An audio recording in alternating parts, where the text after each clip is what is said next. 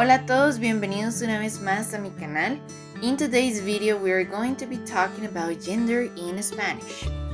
The thing is that different from English but similar to other languages like French, for instance, in Spanish, every word that we have has a specific gender, either masculine or feminine. This is part of the nature of this language, but fear not. Here I'll show you some rules you can follow to distinguish them, including the exceptions and special rules.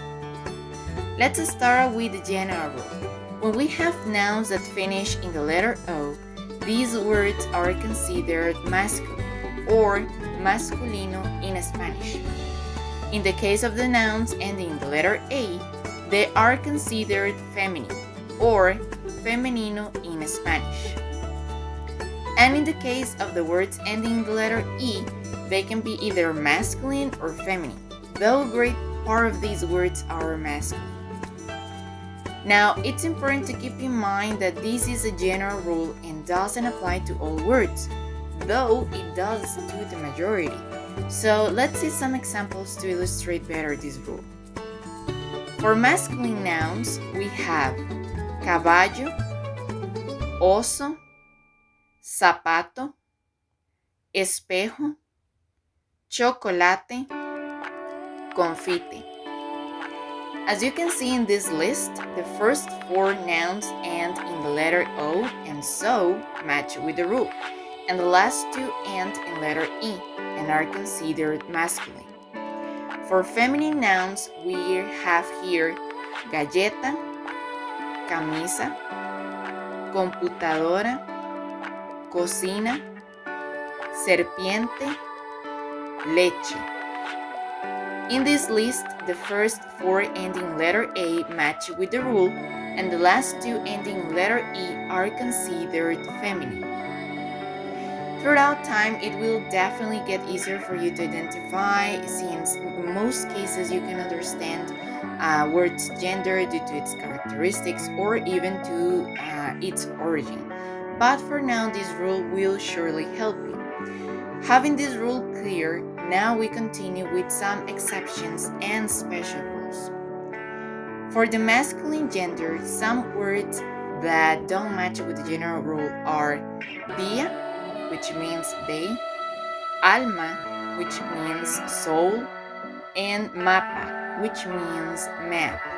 As you can see, these are words ending in letter A but are considered masculine instead of feminine, as the general rule states.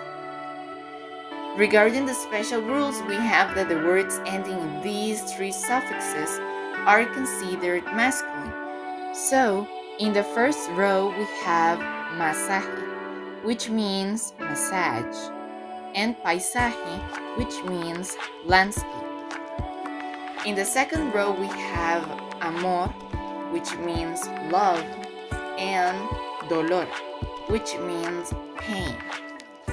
One exception to this special rule is the word flor, which means flower. And finally, in the third row, we have sistema, which means system, and poema, which means poem. For the feminine gender, some words that don't follow the general rule are mano, which means hand, moto, which means motorcycle, and radio, which means radio. All these words end in letter O, but none are masculine. Instead, they are considered feminine. In the case of the special rules, all the words ending in these three different suffixes are considered feminine. In the first row, we have canción, which means song, and emoción, which means emotion. In the second row, we have profesión, which means profession, and misión, which means mission. Finally, in the last row, we have verdad, which means truth, and mitad, which means half. After all this explanation, you may be thinking, why is this necessary or important? Well, let me tell you that in Spanish, the articles and adjectives also match in gender with the words they qualify. So you need to know the gender of the word to use the correct articles or to match correctly the adjectives.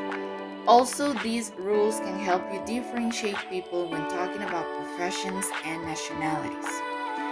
Let's take a look at this chart. If we want to call our boss, in Spanish we identify our boss is a man or a woman by the last letter. If our boss is a man, then we call him jefe. If she's a woman, then we call her jefa. And in the case of having plurals, we just add the s and at the end, like in jefes or jefas. In the case of professor, we have profesor, profesora, profesores, and profesoras. However, you will also find some cases where you don't have to differentiate gender. Instead, you use the same for both women and men, like in taxi driver or singer. And there are also other cases where words change a lot more for each gender, as in English. But we will see that in another video with people and professions vocabulary. In this other chart, you can see that you can also identify the person as a man or a woman by adding the gender difference in the nationality. For example, for Argentina, we have argentino for man and argentina for woman. And in the case of plurals, you just add the s at the end. The same goes for Chile. Chileno is for a man and chilena for a woman. However, as we saw in the other chart, there are some cases where you don't need the gender distinction.